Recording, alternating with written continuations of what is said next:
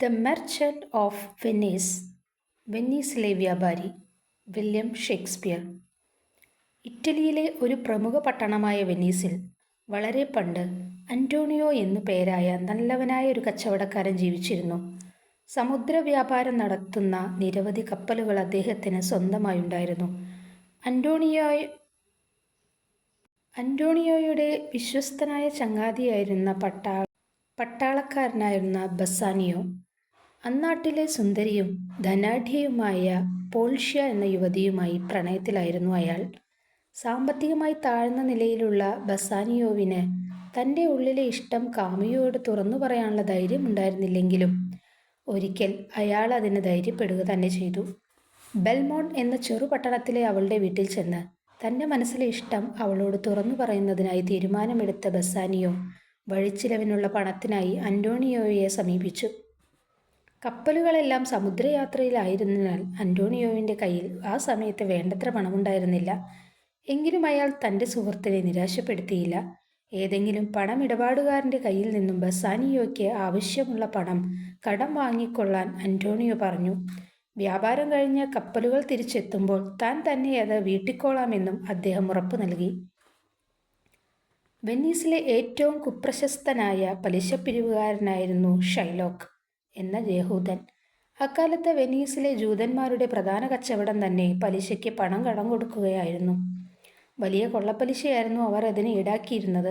അക്കൂട്ടത്തിലെ ഏറ്റവും ദുരാർത്ഥിക്കാരനായിരുന്ന ഷൈലോക്കിൻ്റെ അരികിൽ തന്നെയായിരുന്നു ബസാനിയോ സഹായം തേടിയെത്തിയത്. അന്റോണിയോയുമായി കടുത്ത ശത്രുത പുലർത്തിയിരുന്ന ആളായിരുന്നു ഷൈലോക്ക്. ഷൈലോക്കിൻ്റെ കൊള്ളപ്പലിശയെയും മറ്റ് ചെയ്തികളെയും തരം കിട്ടുമ്പോഴെല്ലാം അന്റോണിയോ എതിർത്തിരുന്നു. കാരണം ആ അപമാനങ്ങൾക്കെല്ലാം പകരം വീട്ടാൻ ഒരു അവസരത്തിനായി കാത്തിരിക്കുമ്പോഴായിരുന്നു അയാളുടെ അരികിൽ സഹായം അഭ്യർത്ഥനയുമായി നിഷ്കളങ്കനായ ബസാനിയോവിൻ്റെ വരവ്. തന്ത്രശാലിയായ ഷൈലോക്ക് അന്റോണിയോവിൻ്റെ സുഹൃത്തിനെ സൗഹൃദപൂർവ്വം സ്വീകരിച്ചു. അയാളുടെ ആഗമനോദ്ദേശം വിശദമായി ചോദിച്ചറിഞ്ഞു. പണം കൊടുക്കാമെന്നും പലിശയൊന്നും വേണ്ടെന്നും വിനയത്തോടെ അറിയിച്ചു. പക്ഷേ കൃത്യമായി 3 മാസത്തിനുള്ളിൽ തന്നെ വാങ്ങിയ പണം അന്റോണിയോ മടക്കി കൊടുക്കണമെന്ന് മാത്രം നിബന്ധനകളോടെ പറഞ്ഞു. അതോടൊപ്പം ഒരു തമാശ പറയുന്ന മട്ടിൽ ഷൈലോക്ക് ഇങ്ങനെ ഒരു നിബന്ധന കൂടി ഉടമ്പടിയിൽ എഴുതി ചേർത്തു. കൃത്യസമയത്തിനുള്ളിൽ പണം തിരികെ തരാത്ത പക്ഷം അന്റോണിയോയുടെ ശരീരത്തിൽ നിന്ന് ഒരു റാന്തൽ മാംസം ഷൈലോക്കിനെ മുറിച്ചെടുക്കാമെന്ന്. വിചിത്രമായ ഈ കരാർ കേട്ടപ്പോൾ ബസാനിയോവിന് ഉള്ളിൽ അസ്വസ്ഥത തോന്നി. ഷൈലോക്ക് എന്തോ ചതി ഒപ്പിക്കാനുള്ള സൂത്രത്തിലാണെന്ന് അയാൾക്ക് തോന്നി. എന്നാൽ ഈ വിവരമറിഞ്ഞ അന്റോണിയോ ആകട്ടെ സുഹൃത്തിനെ സമാധാനിപ്പിക്കുകയാണ് ചെയ്തത്. ഷൈലോക്കിന് പണം തിരികെ കൊടുക്കേണ്ട ദിവസത്തിന് 1 മാസം മുമ്പെങ്കിലും തൻ്റെ കപ്പലുകൾ തിരികെ എത്തുമെന്നും അപ്പോൾ ഈ തുക എത്രയോ ഇരട്ടി തൻ്റെ കൈവശം എത്തിച്ചേരുമെന്നും അയാൾ അവനെ ധരിപ്പിച്ചു. ആ ഉറച്ച വിശ്വാസത്തോടെ തന്നെ അന്റോണിയോ ചതിയനായ ഷൈലോക്കിൻ്റെ ഉടമ്പടിയിൽ ഒപ്പുവയ്ക്കുകയും ചെയ്തു. ബസാനിയോ പിന്നെയും സംശയം പ്രകടിപ്പിച്ചുവെങ്കിലും അന്റോണിയോയ്ക്ക് സംശയം ഏതും ഉണ്ടായിരുന്നില്ല. ബസാനിയോ പണം വാങ്ങി അന്റോണിയോവിന് നന്ദി പറഞ്ഞ് അന്നു തന്നെ ബെൽമോണ്ടിലേക്ക് കപ്പൽ കയറി. അയാളോടൊപ്പം വിശ്വസ്തനായ ഗ്രാഷ്യാനോ എന്ന സുഹൃത്തുമുണ്ടായിരുന്നു. ബെൽമോണ്ടിൽ കൊട്ടാര സദൃശ്യമായൊരു വീട്ടിലായിരുന്നു പേർഷ്യയുടെ വാസം. അവളുടെ സന്തത സഹചാരിയായ ഭൃത്യയായിരുന്നു നെരീസ. അടുത്തയിടെ മരിച്ചുപോയ സമ്പന്നനായ പിതാവിൻ്റെ അളവറ്റ സ്വത്തുക്കൾക്ക് ഉടമയായിരുന്നു പേർഷ്യ. നല്ലവളും സമർത്ഥയും ബുദ്ധിമതിയും കൂടിയായിരുന്നു. പിതാവിനറിയാമായിരുന്നു തൻ്റെ മരണശേഷം മകളുടെ സ്വത്തുക്കൾ മോഹിച്ച് അത്യാർത്ഥിക്കാരായ പലരും അവളെ സ്വന്തമാക്കാൻ ആഗ്രഹിക്കുമെന്ന്.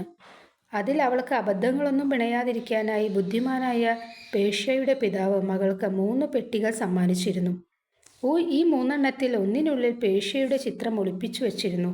അത് കൃത്യമായി തിരഞ്ഞെടുക്കുന്നവർക്കായിരുന്നു അവളെ വിവാഹം ചെയ്യുന്നതിനുള്ള സമ്മതം ലഭിക്കുക. ബസാനിയോ വെനീസിൽ നിന്ന് എത്തുന്നത് തൊട്ടു മുമ്പായി ആഫ്രിക്കയിൽ നിന്നൊരു രാജകുമാരൻ പേർഷ്യയെ സന്ദർശിക്കുന്നതിനെത്തിയിരുന്നു. മൊറോക്കോയിൽ നിന്നുള്ള കറുത്ത വർണ്ണമുള്ള ഈ ധനാഢ്യ യുവാവിൻ്റെയും ആഗ്രഹം അവളെ സ്വന്തമാക്കുക എന്നു തന്നെയായിരുന്നു. പക്ഷെ അവൾക്കാണെങ്കിൽ അവനെ തീരെ ഇഷ്ടമായില്ല. പരീക്ഷണത്തിൽ അയാൾ തെറ്റായ പെട്ടിയായിരിക്കണമേ തുറക്കുന്നതെന്നവൾ മനസ്സിൽ പ്രാർത്ഥിച്ചുകൊണ്ടിരുന്നു.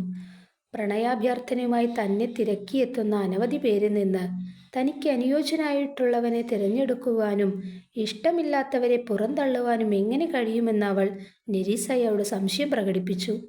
ആ സമയത്തായിരുന്നു മുമ്പൊരിക്കൽ അവളുടെ പിതാവിനെ സന്ദർശിച്ച വെനീസിൽ നിന്നുള്ള ഒരു ചെറുപ്പക്കാരനെക്കുറിച്ച് നെരീസ ഓർമ്മിപ്പിക്കുന്നത്. പേർഷ്യ പറഞ്ഞു, എനിക്ക് തോന്നുന്നു അയാളുടെ പേര് ബസാനിയോ എന്നായിരിക്കുമെന്ന്. ശരിയാണ് മാഡം, നെരീസ പറഞ്ഞു. മറ്റാരേക്കാളും ഭവതിയുടെ സ്നേഹത്തിന് അർഹനായിരിക്കുക അയാളാവുമെന്ന് തോന്നുന്നു. എനിക്ക് അയാളെ ഓർമ്മിക്കാനാവുന്നുണ്ട്, പേർഷ്യ പറഞ്ഞു. പക്ഷെ പിതാവ് പറഞ്ഞേൽപ്പിച്ച നിബന്ധനയനുസരിച്ച് ശരിയായ പെട്ടി തുറക്കാനായില്ലെങ്കിൽ മാത്രമേ എനിക്ക് അയാളെ വിവാഹം ചെയ്യാൻ കഴിയുകയുള്ളൂ. അവളുടെ വിഷമം കണ്ട് പരിചാരിക ആശ്വസിപ്പിച്ചു. പേടിക്കേണ്ട ഭവതി, അവിടുത്തെ പിതാവ് ബുദ്ധിമാനും നന്മയുള്ളവനുമായിരുന്നു. അനുയോജ്യനായ ആൾ വരുമ്പോൾ അയാൾക്ക് കൃത്യമായി തിരിച്ചറിയാനും വിധമായിരിക്കണം അദ്ദേഹം ആ പെട്ടികൾ ഒരുക്കിയിട്ടുണ്ടാവുക. ആ മറുപടി പേർഷ്യയുടെ മനസ്സ് കുളിർപ്പിച്ചു. അവൾ ആശ്വാസത്തോടെ തൻ്റെ മുന്നിലിരിക്കുന്ന കറുത്തവനായ ആഫ്രിക്കൻ രാജകുമാരന് മുന്നിലേക്ക് പിതാവ് സമ്മാനിച്ച 3 പെട്ടികൾ നീക്കിവെച്ചു. അയാൾ ശ്രദ്ധാപൂർവം ഓരോ പെട്ടികളും പരിശോധിച്ചു.